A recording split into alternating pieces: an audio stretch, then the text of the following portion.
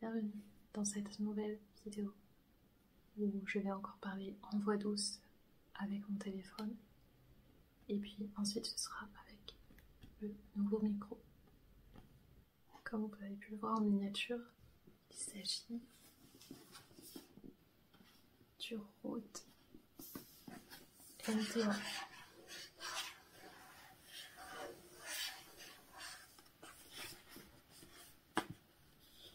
NT-USB, professionnel USB microphone,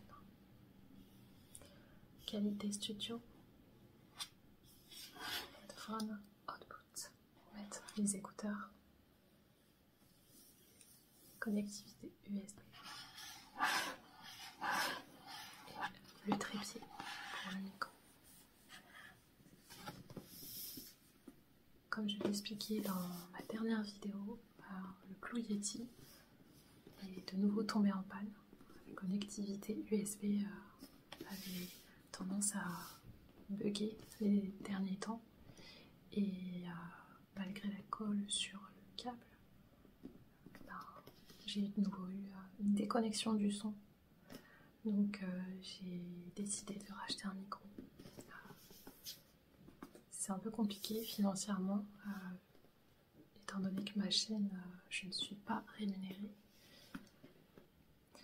J'ai pu trouver ce micro à un petit prix par rapport à la qualité. Parce que je ne pouvais pas tourner mes vidéos juste avec le son du téléphone. Le principe de l'ASMR, c'est d'avoir un micro qui immerge vraiment les oreilles. Moi-même qui écoute et regarde de l'ASMR, je trouve que le micro est très important dans ce qu'il émet. Donc voilà, je vais déballer les éléments du micro.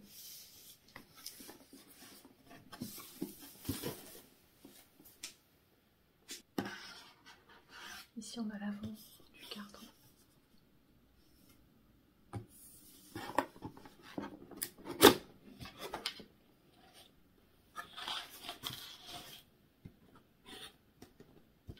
Alors j'ai commencé à le déballer pour le tester.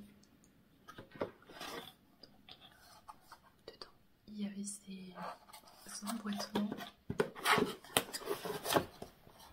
qui contenaient une partie du trépied.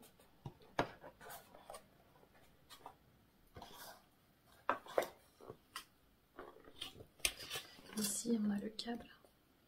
J'ai enlevé le fil du câble pour mettre en marche le micro. C'est assez simple. C'est un micro comme le Blue Yeti. Là on a des petites billes pour éviter au micro de s'allumer.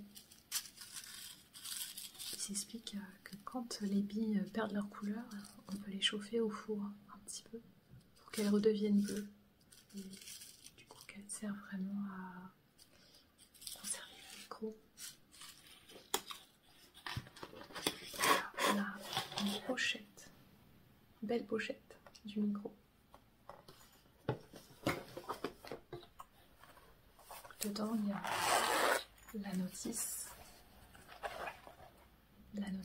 et on a une petite étiquette qu'on peut coller.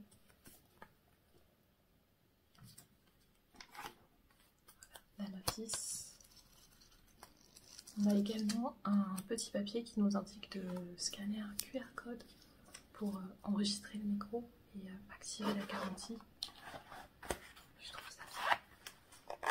Ça peut aussi servir pour une trousse de toilette. C'est pas mal, je trouve. Soins ou maquillage. Ici, on a une autre boîte qui contenait une partie du micro. Le micro avec filtre intégré, c'est super. Je trouve pour notamment le chant. J'enregistre des musiques donc c'est pratique. Alors, je sais pas si on va vraiment avoir l'effet apaisant du plastique comme avec le micro, mais je vais un petit peu, vous me direz si c'est agréable ou pas. Voilà le micro. Alors on a ici un petit élément de protection pour éviter que le micro s'entrechoque avec le filtre anti-pop. Mais ça m'étonnerait parce qu'il tient vraiment bien. Ça pourrait être intéressant de liaison contre cette mousse. C'est assez rigide. Donc ce micro il est assez simple. Il a une différence avec le Blue Yeti, c'est qu'on n'a pas le choix de l'enregistrement cardioïde bidirectionnel comme dans le Blue Yeti. On a ici le volume du retour son et le volume de la prise son. Ici on a la partie qui va s'emboîter dans le trépied et ici le branchement câble. Il y avait un socle qu'on retire évidemment parce que sinon ce serait pas bien protégé.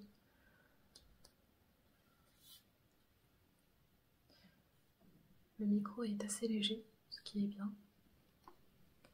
Et le trépied, il est assez stable, solide, avec la marque du micro. Ça, elle est affichée partout hein, sur le micro. Donc on vient l'emboîter ici.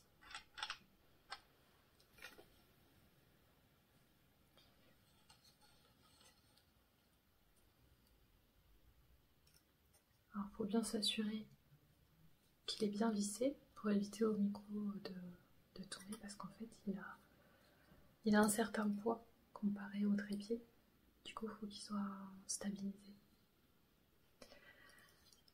Je vais le brancher et vous allez pouvoir entendre le son si c'est aussi bien que le Blue Yeti. N'hésitez pas à me le dire, je ne saurais pas dire vraiment si l'un et l'autre est mieux. Peut-être que le Blue Yeti a une immersion un peu plus intense, mais je dois dire que je suis plutôt satisfaite du son. C'est parti, je le branche.